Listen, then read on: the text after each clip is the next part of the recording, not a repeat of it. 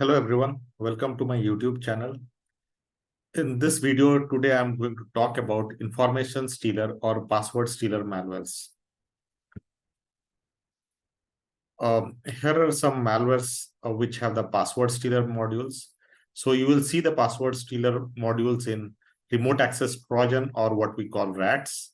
You will also see the password stealer modules in information stealers.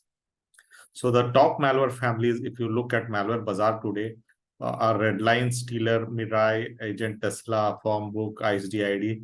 These are the top malware families seen today in Malware Bazaar. And among these, Redline, Stealer, Agent Tesla, Formbook, Lockybot, DCRAT have a stealer component. So these are not necessary, even though I've named as password stealer. So these are not only restricted to password stealing, but they also steal the other information stored on the system, like cookies or history. There are many more which were seen in recent past. Snake Keylogger, Warzone Rat, Lockybot, Netwire Rat, and many more. I'm not naming all of them, but there are lots. What do these stealers steal? So one of the major targets is the password. So we store passwords in a browser, FTP clients, and VPN clients just for our convenience to do our work very quickly.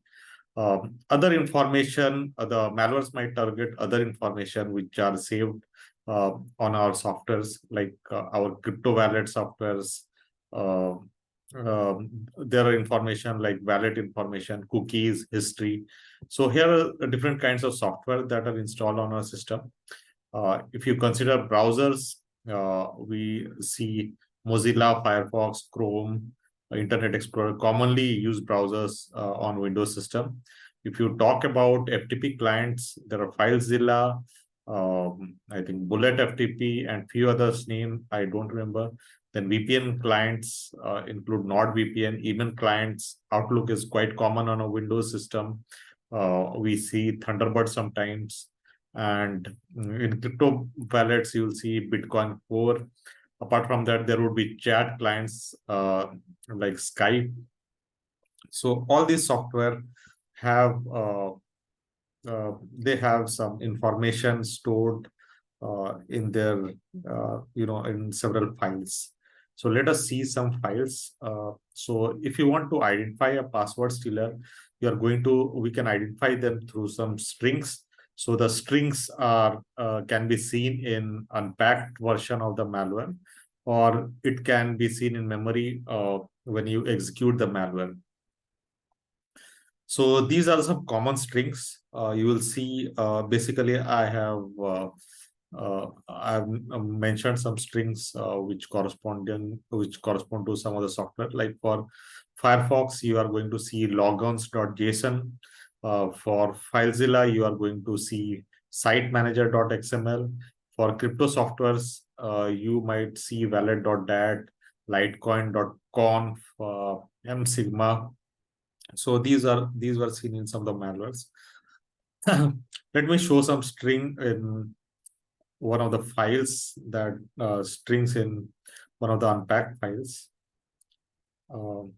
So this is one of the stealer strings, the stealer malware which I have collected. And if I go down, let me do a search. I'm searching by FileZilla. Okay, here comes the FileZilla. And you are going to see a lot of stuff here. So you're going to see here Fire Manager. So Fire Manager is one of the alternatives to Windows Explorer. It's just like Total Commander. And you are going to see here, yeah, this is Total Commander is here. You are going to see a number of FTP clients, name of FTP clients.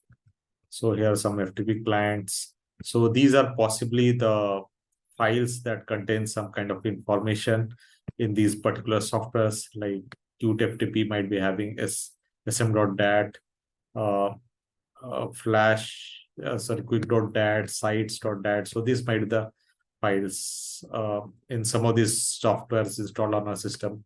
I remember FileZilla and recent servers.xml, site manager.xml are associated with FileZilla. If I go down further, I'll see some more stuff like this is related to bullet FTP. It shows BFTP.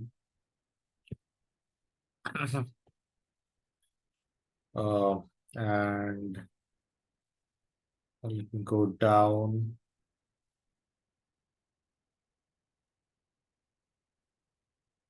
You are going to see some more software. Some might you might not have heard name of some of the softwares as well.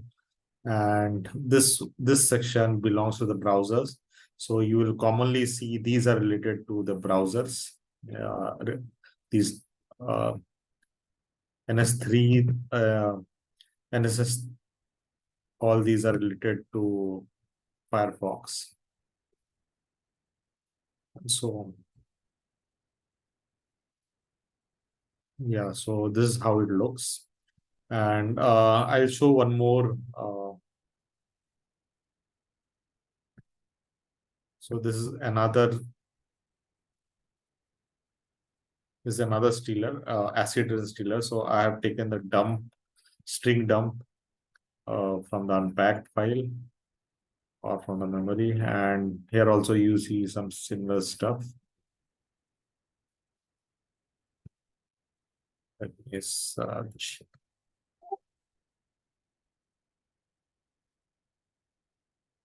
Yeah, so you are going to see here some more stuff. You can see here something related to Bitcoin wallets also. Okay, and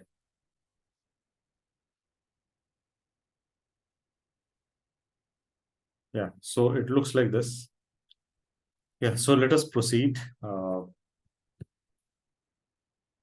So apart from that, apart from that, we can in dynamic analysis also we can see if you run an API logging tool like API Miner or Xlogger, you are going to see that these files, what we have seen in the memory strings, those files uh, would be accessed by the software. So let us see one logs API logs for Vidar Stealer.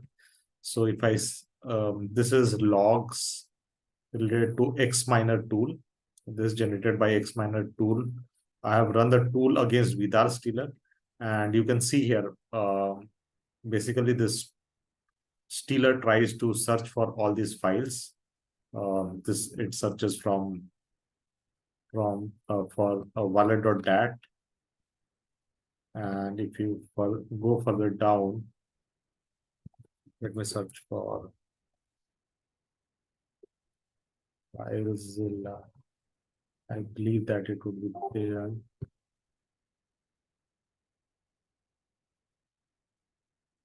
It's not there. Let me search for logins.json.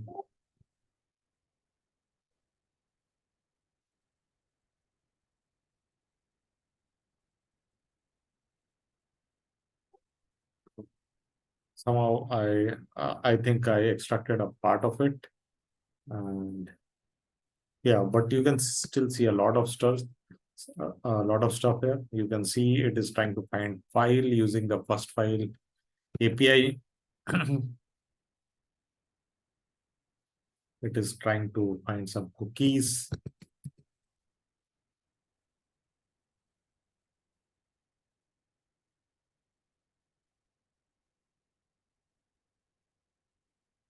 Yeah, so this what we see API logs. You'll see a lot of if you go for this find first file, right? If you just search for find first file, you are going to see uh, how many files it is going to search, right? You can see here.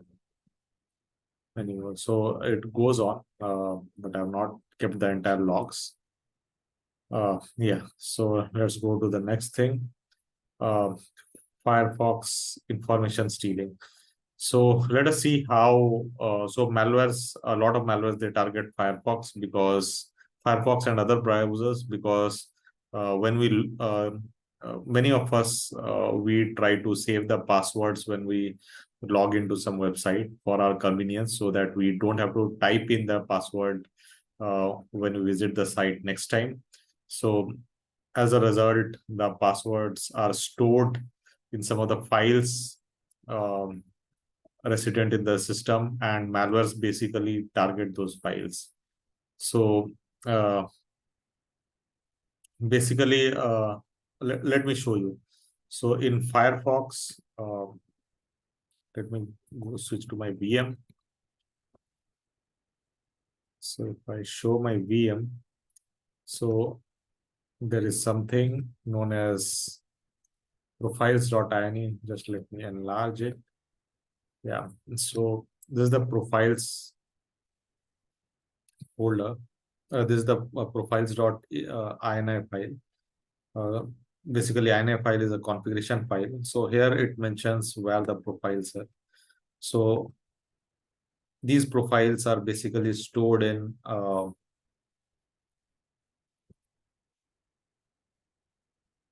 app data.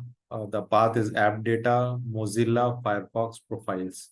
So if you see here, here's the profile. This is OV default release, right? You can see the profile name here, the folder name here, right? In case you have not seen, so you see here the folder name, right? Profile. Okay. So this is what you get from profiles.ini. You can get the path of where the profiles are located. And when I go to this profiles folder, there are a lot of files here. You can see something like cookies.sqlite. So this is basically a database where our cookies are stored. And then logins.json. So logins.json, it basically contains the passwords in encrypted form. So I have opened this logins.json in my Notepad++, and here you can see basically what I did is I opened my browser and tried to log into Instagram, and with some random password. So it was not the correct password. I just tried something random. So and then I saved the password, and here it how it looks like. So here is the password is stored in logins.json. You can see here logins.json. This is an encrypted form. So basically, the key used for logins.json is uh, stored in a file known as k4db. Okay, so let me, the same file is also present in the profiles folder, key4db. Okay, so this is the file key4.db is the file where key is present. Now, if the malware logins.json, it contains the encrypted password, but this cannot be decrypted directly. So, the key for the password is stored in key4db, and there are a few other tricks to decrypt the password, but you would require key4db in this case. So basically, if the malware will try to steal, uh, if the malware author wants to get the password, he needs to get hold of key4db and along with the logins.json. Apart from that, there are things like form history.sqlite. Uh, so this when we fill up some form in some pages, your information might be stored. So it can be retrieved from here. Yeah. So let us look into the lab. Let us try out some exercise. So for this, I have used one of the samples which I use for my training. The sample name is, I usually use this in training. So this belongs to InfoStealer. I fixed this. I have done some fixes in the malware so that it can run smoothly just for training purpose. Yeah, so let me open the Stealer. I'll just quickly go through some of the quick things. I won't go line by line in this. Yeah. So basically, when I open it, this is the main, and I have already set some important.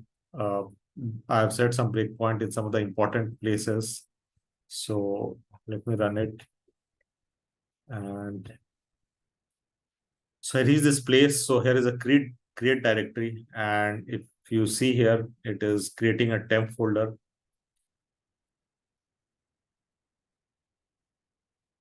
In temp, it is creating a folder. Let me- X. Sorry, the folder it is creating. Sorry again. In temp, it is going to create this folder. So let me go to the temp. So the folder name is. So till then, it might have created some of the folders already. X. Yeah, so this is the XDNBGQJV is the folder. So I'm at the place where already some of the files have folders and be created, and it is going to create files for this. So what is this folder used for? So uh, Vida stealer is going to steal the information and save it here. So the in this particular folder, and then all the information this information it is going to exfiltrate to the attacker. So if you see here already some of the files folders have been created for Firefox and for some of the browsers, wallets, for everything, folders have been created. So all these are targeted by the malware. So let us step over this and let me get into this function. So this function is let me get into this function. So if I scroll down,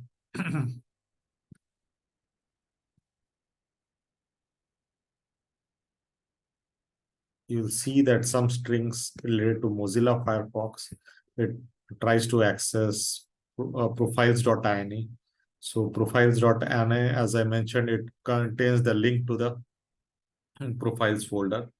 And after that, it gets the private profile string W, which gets the name of the profile.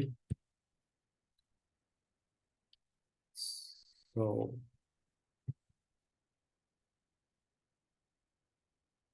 and after that, after it gets name of the profile, you'll see that in the profiles folder, it is going to check for all these presence of all these files, cookies.sqlite, form history.sqlite. Let me just debug it. Okay, so this is what it tries to see.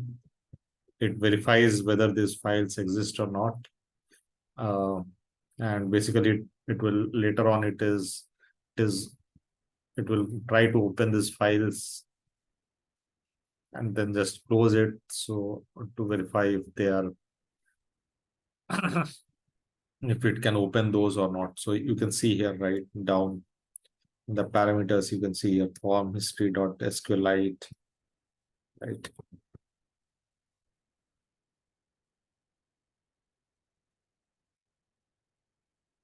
Yeah. And at the end, what it does is it is going to uh,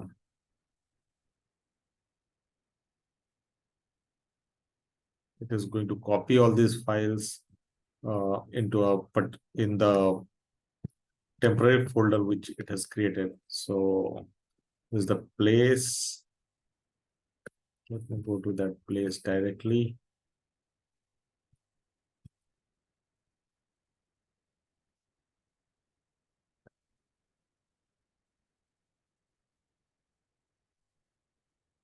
Yeah, so you can see here, right? So if you see the parameters here, it copies the SQLite folder, cookies.sqlite from here to my files underscore files, FireFox cookies.sqlite. So basically, you will see files, FireFox. So here your folder would be copied after your SQLite, cookies.sqlite is going to get copied after I execute this API. Yes, you can see here. Now, all this information, it will copy everything one by one if I go here, right? So if I debug here, all these are getting copied here. You can see here, right? So all these files are getting copied here. Now, what are these files? So .SQLite files are basically database files. And if the attacker gets hold of this, it is going to read the database and get the information. So I've already, let me show you. Here is how the here is the information what cookies.sqlite file contains. So basically, I'm using DB browser for SQLite. I'm using this software, and after that, what I do is I basically open that file cookies.sqlite, and after that, I execute a query there. I'm querying here select star from Mozilla underscore cookies. So basically, I saw what all what are the tables present in the keys. So you can see here, right? So if I look at the output of the query, I see here that some of the sites which I have browsed are present in the cookies. So google.com, bugmenote.com. So these are the sites which I browsed for. And you can see here Instagram as well. So all these information, when it goes to the attacker, he can use it in various ways. All right. So this is basically, yeah. So apart from that, if the attacker gets hold of these two files, key4db and logins.json, it is going to decrypt the passwords as well, provided there is no master password for FireFox. So this is how it is going to work. And yeah, so this is about FireFox passwords stealing. So I'm not going to get into details of this. And there are many other things a stealer can do. It can take screenshots. It can also take, uh, your web camera. It can switch on the web camera and then take a photo of yours. It can do many more stuff. And these all features are present in all modern malwares, what you see these days. Yeah, that's it. Uh, Goodbye.